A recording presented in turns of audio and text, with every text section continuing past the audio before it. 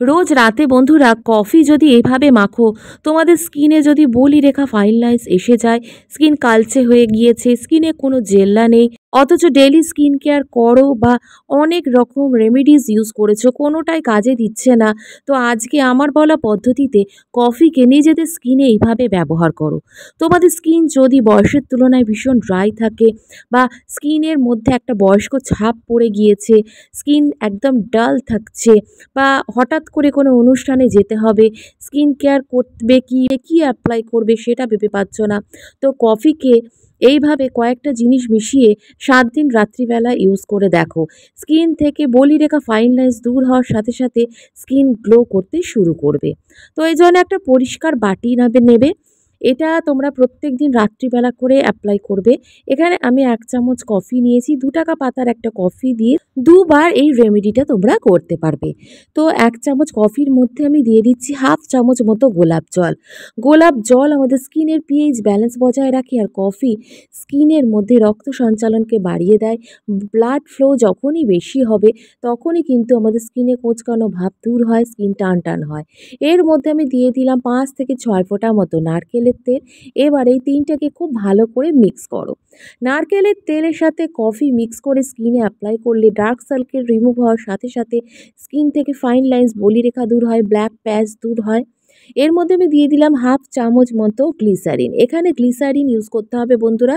আর যাদের গ্লিসারিনে অসুবিধা তারা এখানে মধু বা অ্যালোভেরা জেলও ইউজ করতে পারো।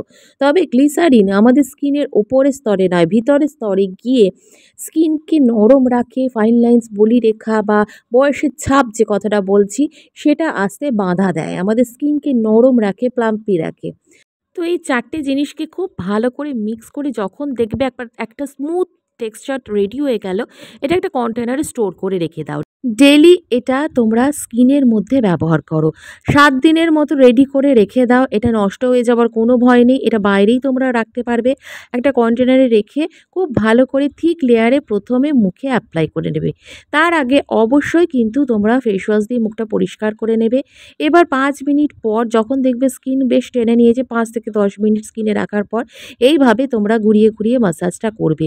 চোখের তলায় ডার্ক সার্কেল পড়ে যায়, চোখের তলায় কুঁচকে যায়, সেই ব্যাপারটাও দূর হয়। এরকম হাতের সাহায্যে দেখো আমি খুব ভালো করে যেমন টেনে টেনে ম্যাসাজটা দিচ্ছি আঙুলে করে, হালকা হাতে, খুব জোরে নয়, এটা ফাস্ট ফরওয়ার্ড করে দেখাচ্ছি, হালকা হাতে এইভাবে ম্যাসাজটা দেবে।